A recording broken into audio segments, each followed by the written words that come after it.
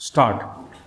धरती के प्राणियों एवं वनस्पतियों को स्वस्थ व जीवित रहने के लिए हमारे पर्यावरण का स्वच्छ रहना अति आवश्यक है, किंतु मानव द्वारा स्वार्थ सिद्धि हेतु प्रकृति का इस प्रकार से दोहन किया जा रहा है कि हमारा पर्यावरण दूषित हो चला है और आज पर्यावरण प्रदूषण भारत ही नहीं बल्कि विश्व की एक गंभीर समस्या बन गई है। स्टॉप। इस समस्या से निपटने के लिए अंतर्राष्ट्रीय स्तर पर अनेक प्रयास किए जा रहे हैं। स्टॉप।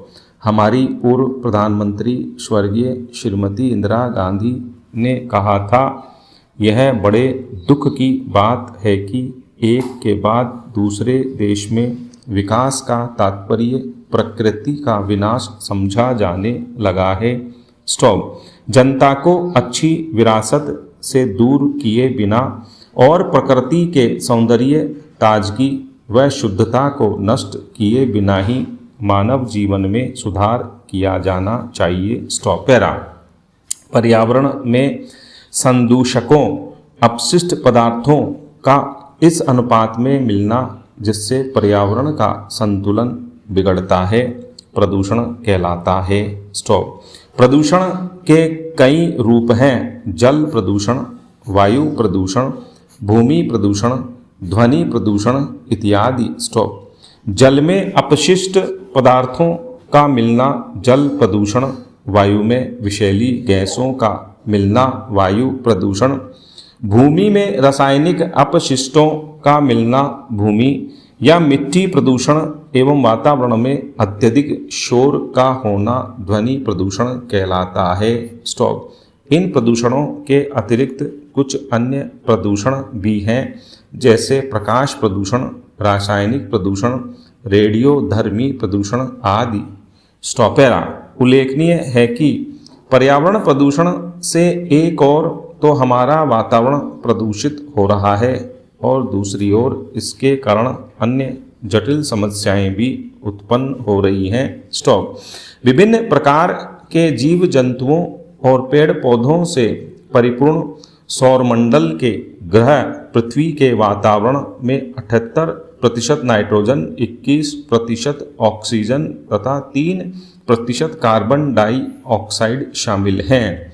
इन गैसों का पृथ्वी पर समुचित मात्रा में होना जीवन के लिए अनिवार्य है, किंतु जब इन गैसों का आनुपातिक संतुलन बिगड़ जाता है तो जीवन के लिए प्रतिकूल परिस्थितियां उत्पन्न हो जाती हैं। स्टॉप। विश्व में आई औद्योगिक क्रांति के बाद से ही प्राकृतिक संसाधनों का दोहन शुरू हो गया था, जो 19वीं एवं 20वीं शताब्दी में अपने चरम पर रहा। कुपरिणाम स्वरूप पृथ्वी पर गैसों का आनुपातिक संतुलन बिगड़ गया, जिसे विश्व की जलवायु पर प्रतिकूल प्रभाव पड़ा एवं प्रदूषण का स्तर इतना अधिक बढ़ गया कि यह अनेक जानलेवा बीमारियों का कारक बन गया। स्टॉपेरा। आज मानव गतिविधियों के दुष्परिणाम स्वरूप हमारे वातावरण में प्रत्येक वर्ष 30 अरब टन कार्बन डाइऑक्साइड गैस छोड़ी जा रही है। स्टॉप।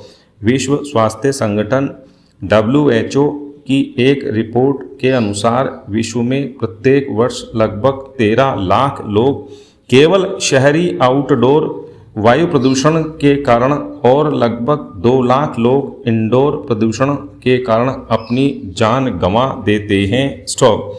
वर्ष 2014 के अंत में संयुक्त राष्ट्र पर्यावरण कार्यक्रम UNEP द्वारा जारी की गई रिपोर्ट में कहा गया है कि प्रतिवर्ष वायु प्रदूषण से जुड़ी लगभग 1 लाख मौतें भारत सहित अमेरिका, ब्राज़ील, चीन, यूरोपीय संघ और मैक्सिको में होती हैं, किंतु परिवहन, इमारत एवं औद्योगिक क्षेत्रों में ऊर्जा दक्षता के उपाय कर वर्ष 2030 तक वार्षिक स्तर पर इनसे बचा जा सकता है। स्टॉपेरा।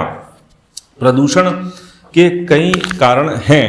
उद्योगों से निकलने वाले रासायनिक अपशिष्ट पदार्थ जल एवं भूमि प्रदूषण का तो कारण बनते ही हैं, साथ ही इनके कारण वातावरण में विषैली गैसों के मिलने से वायु भी प्रदूषित होती है। स्टॉप। मनुष्य ने अपने लाभ के लिए जंगलों की तेजी से कटाई की है। स्टॉप। जंगल के पेड़ प्राकृतिक रूप से प्रदूषण नियंत्रण का काम करते हैं। स्टॉप। पेड़ों के पर्याप्त संख्या में न होने के कारण भी वातावरण में विषैली गैसें जमा होती रहती हैं और उनका शोधन नहीं हो पाता। स्टॉप। मनुष्य सामानों को ढोने के लिए पॉलीथीनों का प्रयोग करता है। स्टॉप। प्रयोग के बाद इन पॉलीथीनों को यूं ही फेंक दिया जाता है। स्टॉप। ये पॉलीथीनें नालियों को अवरुद्ध कर देती हैं, जिसके फलस्वरूप पानी एक जगह जमा होकर प्रदूषित होता रहता है। स्टॉप। इसके अतिरिक्त ये पॉलीथीनें भूमि में मिलकर उसकी उर्वरा शक्ति को भी कम कर देती हैं। स्टॉप। प्रौद्योगिकी में प्रगति के साथ ही मनुष्य ही मशीनों पर निर्भरता बढ़ी है। स्टॉप। मोटर, रेल, घरेलू मशीनें इसके उदाहरण हैं। स्टॉपेरा। इन मशीनों से निकलने वाला धुआं भी पर्यावरण के प्रदूषण के प्रमुख कारकों में से एक है। स्टॉप। बढ़ती जनसंख्या को भोजन उपलब्ध करवाने के लिए खेतों में रासायनिक उर्वरकों के प्रयोग में वृद्धि हुई है। स्टॉप। इसके कारण भूमि की उर्वरा शक्ति का ह्रास हुआ है। स्टॉप। रासायनिक एवं चमड़े के उद्योगों के अपशिष्टों को नदियों में बहा दिया जाता है। स्टॉप। इस कारण जल प्रदूषित हो जाता है एवं नदियों में रहने वाले जंतुओं पर प्रतिकूल प्रभाव पड़ता है। स्टॉप। परमाणु शक्ति उत्पादन के क्रम में परमाणु विखंडन के कारण भी पर्यावरण प्रदूषण काफी बढ़ता है। स्टॉप। विश्व के महान वैज्ञानिक स्टीफन हॉकिंग ने इसकी जगह परमाणु संलयन को विकल्प बताते हुए कहा है, हम एक व्यावहारिक शक्ति स्रोत बनने हेतु परमाणु संलयन चाहते हैं। स्टॉप। यह प्रदूषण या ग्लोबल वार्मिंग के बिना ऊर्जा की बड़ी आपूर्ति प्रदान करेगा। स्टॉपेरा। पर्यावरण प्रदूषण के कई दुष्परिणाम सामने आए हैं। इसका सर्वाधिक प्रतिकूल प्रभाव मानव के स्वास्थ्य पर पड़ा है। स्टॉप। आज मनुष्य का शरीर अनेक बीमारियों का घर बनता जा रहा है। स्टॉप। खेतों में रासायनिक उर्वरकों के माध्यम से उत्पादित खाद्य पदार्थ स्वास्थ्य के दृष्टिकोण से सही नहीं है। स्टॉप। वातावरण में घुली विषैली गैसों एवं धुएं के कारण शहरों में मनुष्य का सांस लेना भी दूभर होता जा रहा है। स्टॉप। विश्व की जलवायु में तेजी से हो रहे परिवर्तन का कारण भी पर्यावरणीय असंतुलन एवं प्रदूषण ही है। स्टॉपेरा। मनुष्य स्वाभाविक रूप से प्रकृति पर निर्भर है। स्टॉप। प्रकृति पर उसकी निर्भरता तो समाप्त नहीं की जा सकती, किंतु प्राकृतिक संसाधनों का उपयोग करते समय हमें इस बात का ध्यान रखना पड़ेगा कि इसका प्रतिकूल प्रभाव पर्यावरण पर न पड़ने पाए। इसके लिए हमें उद्योगों की संख्या के अनुपात में बड़ी संख्या में पेड़ों को लगाने की आवश्यकता है। स्टॉप।